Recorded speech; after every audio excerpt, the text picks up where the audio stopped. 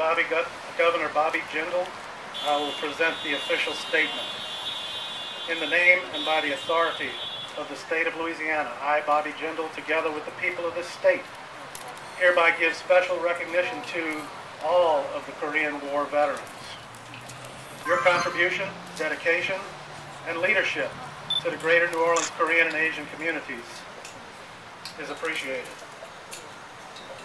In witness whereof, he has affixed his signature. These statements will be held in possession by Sun Kim and also Hae Kwan Lee. Thank you very much. Sir, Honorary Council, to represent the Republic of Korea in New Orleans and to represent them today at this event. I did not serve in the Korean War, but I'm honored to represent the Republic of Korea today to honor the veterans of the United States Armed Forces who served in Korea during that conflict some 61 years ago.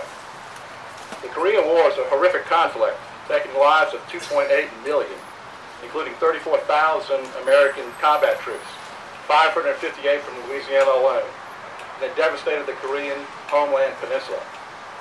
As young men, you veterans fought many enemies, not just the North Koreans, not just the Chinese, but also heat, frigid temperatures, fatigue, and Korea's rugged terrain. Many of your comrades in arms paid the ultimate price.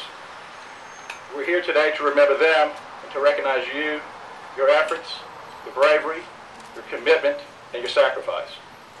Because of your sacrifice and that of your fellow veterans, South Korea today is a very strong democratic republic, one of our country's strongest allies.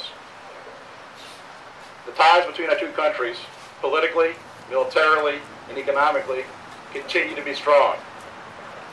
The Korean community here, the people of Korea all over the world, have never forgotten your sacrifice.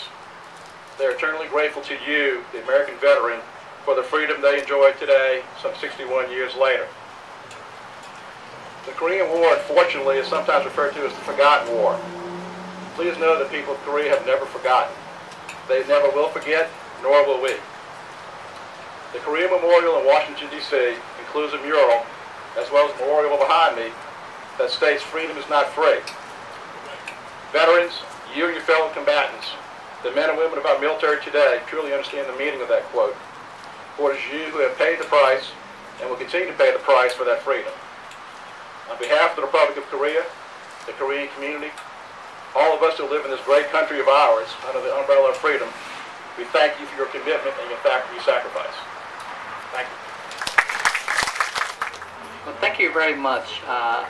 I'm very honored to be here in front of every one of you, especially in front of those of you who fought in the Korean War.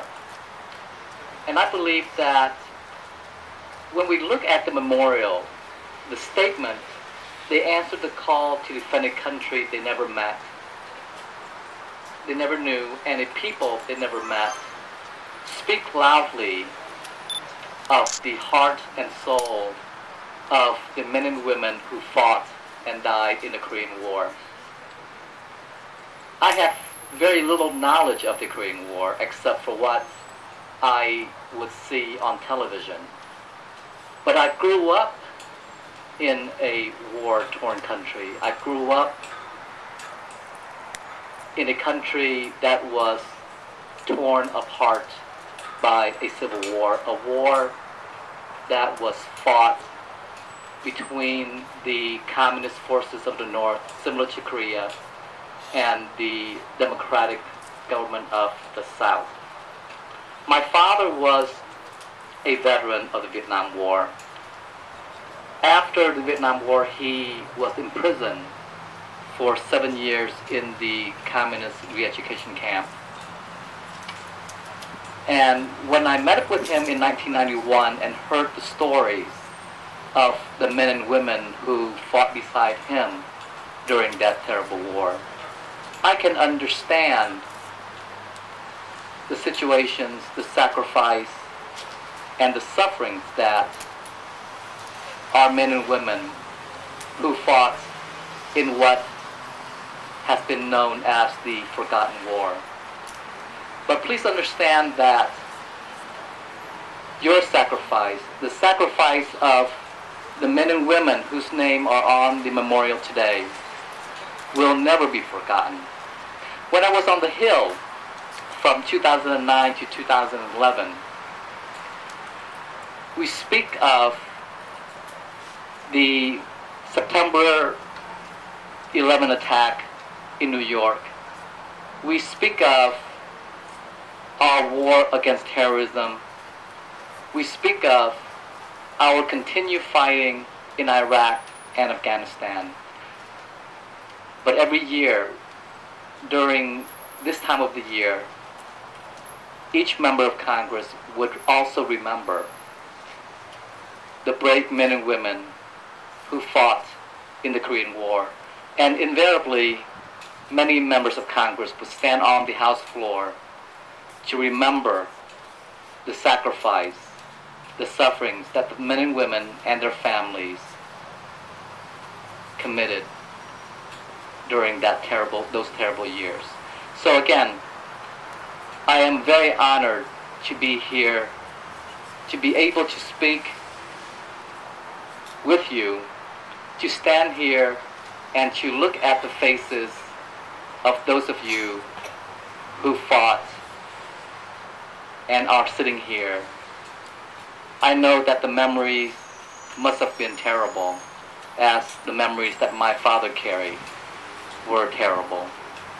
But you are here today is a testimony of your heart, your courage, and your continuing sacrifice. So on behalf of the many people that you have helped, on behalf of people like me who would not have the opportunity if it was not for men and women like you, I thank you and I salute you.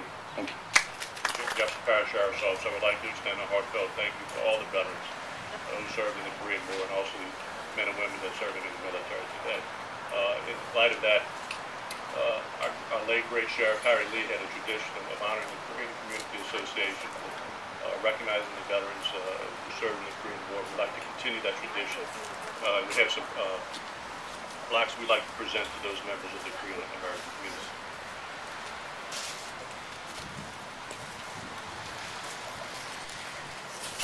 Sun Kim.